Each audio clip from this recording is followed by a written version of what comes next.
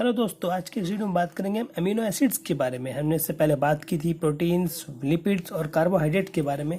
आज का जो हमारा टॉपिक है वो है अमीनो एसिड्स, यानी कि प्रोटीन्स के जो बने होते हैं, यानी कि अमीनो एसिड्स के बारे में बात करेंगे। और हम इस टॉपिक में आज जो बात करने जा रहे हैं वो हमारा 4th वीडियो होगा, biochemistry first year diploma pharmacy का। इस सब टॉपिक के बाद हम अगला टॉपिक लेके आएंगे जल्दी ही, प्रोटीन्स के अगले पार्ट्स को, सब पार्ट्स को।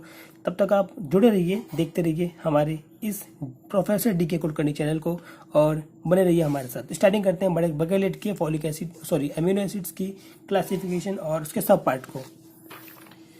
देखिए दोस्तों, यहाँ पर ये अमीनो एसिड्स के बारे में हमने पूरा ये नोट्स बना रखे हैं। एक तरह से ये एक छोटे छोटे नोट्स हैं जो कि आपको एग्जाम में बड़ी हेल्प करते हैं। अमीनो एसिड सबसे पहले आप बताएंगे क्लासिफिकेशन। देखिए, मैं हमेशा आपको बता चुका हूँ कि जब भी कोई टॉपिक उठाए उसकी डेफिनेशन, उसकी क्लासिफिकेशन आपको जरूर पता होनी चाहिए। हम बात करते हैं डेफिनेशन के बारे में। सबसे पहले, any substance that are found in animal and plant and that combine to form a substance, जो कि प्रोटीन होती है, is necessary for healthy body and for growth. यानी कि डेफिनेशन में सबसे पहले बताया गया है कि भाई जो ये कोई भी सब्सटेंस जो कि प्लांट और एनिमल से पाया जाता है, जो कि कंबाइन होता है, एक फ्री सब्जेक्ट सब्सटेंस, इसका नाम प्रोटीन है, जो कि नेसेसरी होता है हमारी बॉडी के लिए, हेल्थ ग्रोथ के लिए, उसे हम अमीनो एसिड्स कह सकते हैं। अमीनो एसिड वैसे आमतौर पर 300 पाए जाते हैं नेचर में, लेकिन उनमें से सिर्फ 20 प्रोटीन्स 20 ही नए हैं, तो 20 ही हमारे लिए इंपॉर्टेंट होते हैं। और इसके अलावा 2 अभी अमीनो एसिड नहीं पाए गए हैं। उसका नाम आप बताइए कमेंट्स में। नई बुक्स में ऐड किया गया है, पुरानी बुक्स में नहीं है। मैंने पुरानी बुक्स पढ़ी हैं, नई बुक्स भी पढ़ी, लेकिन पुरानी बुक्स में अगर देखा जाए तो कहीं जिक्र नहीं किया गया। नई बुक में इसके बारे में जिक्र किया गया कि अमीनो एसिड्स जो नए पाए गए हैं 2, उनका नाम आपको कमेंट्स में बताना है। अगर आपको पता है तो, नहीं पता तो हम बताएंगे ही, अवश्य जरूर बताएंगे। फिलहाल के लिए हम आगे बढ़ते हैं। क्लासिफिकेशन की बात करें अमीनो एसिड्स की, तो 2 प्रकार की होती है। एक तो on the basis of R group की, आर ग्रुप जहाँ पे होगा उसके बारे में, on the basis of nature of जो साइड चेन है उसके बारे में। ठीक है, तो 2 तरह की क्लासिफिकेशन कर सकते हैं। पहला बात करें आर ग्रुप की, अगर आर ग्रुप में क्या होगा कि पोलर और नॉन पोलर 2 पार्ट में बांटा गया है। अमीनो एसिड्स को 2 पार्ट में बांटा गया है आर ग्रुप के बेसिस पर, पोलर और नॉन पोलर। पोलर में आते हैं एस्पार्टिक एसिड और सिराइन।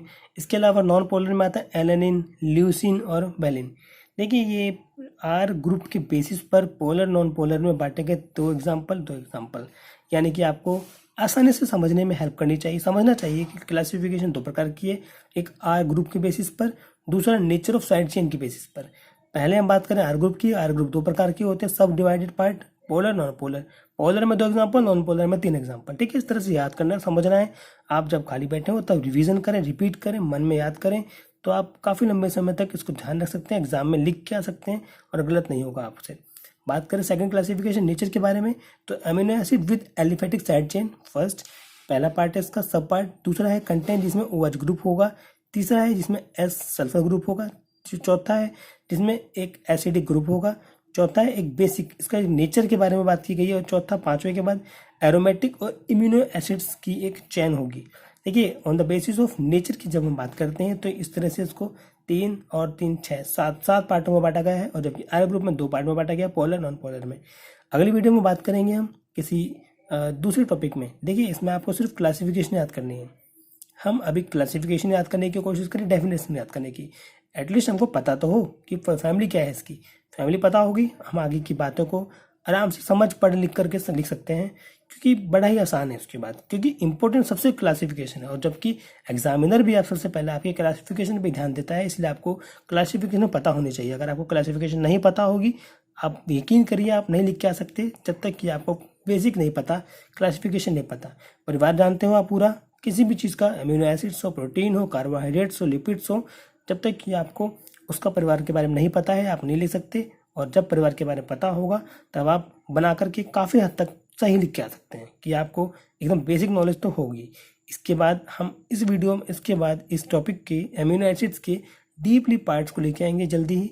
तब तक आप जुड़े रहिए। अगर आपको पसंद आती है हमारी वीडियोस, लाइक शेयर सब्सक्राइब जरूर करें हमारे चैनल, और बने रहिए हमारे साथ। अगली वीडियो में नए टॉपिक के साथ मिलेंगे, तब तक के लिए गुड बाय और नमस्कार। Best of luck for your examination.